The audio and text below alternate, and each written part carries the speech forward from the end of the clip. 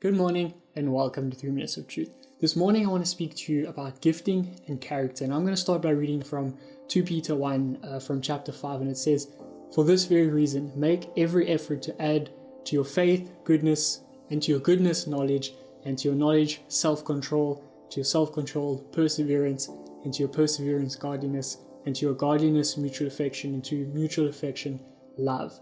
So it's speaking about building your character essentially, and then it goes on to say in verse 8, "For if you possess these qualities in increasing measure, they will keep you from being ineffective and unproductive in your knowledge of Jesus Christ." Some versions say unfruitful. So essentially what Peter is speaking about here is if you have a godly character, you will be fruitful and effective in the kingdom of heaven.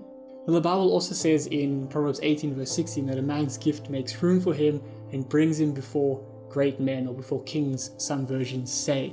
And in the world today we see this. People who are highly gifted in any kind of area tend to become famous or successful. They tend to get to the top, and people tend to praise and follow these people who are highly gifted.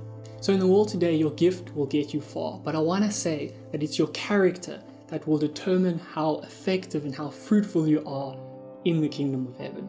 Now, there's nothing wrong with being highly gifted. God gives us these gifts. He wants us to use these gifts. But the problem with a great gift on its own is that a great gift can cause a lot of harm. And if you just look at history, some of the most infamous people that we remember from history were actually highly gifted people.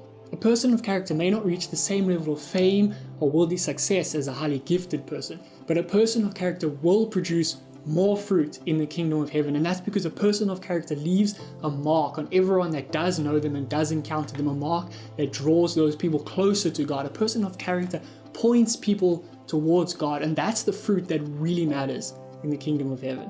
So I'm not saying don't work on your gifting. You should be working on your gifting, but don't do it at the expense of your character, because where your gifting falls short, God's grace and His anointing and His supernatural power can come and cover you in that area. You can look at the story of Moses in the Bible. Moses said to God, "I have a speech impediment," yet God still used him to lead the nation of Israel for many years and through many difficult situations, because God's grace and His anointing and His power covered Moses in that area of gifting. But Moses' character was godly.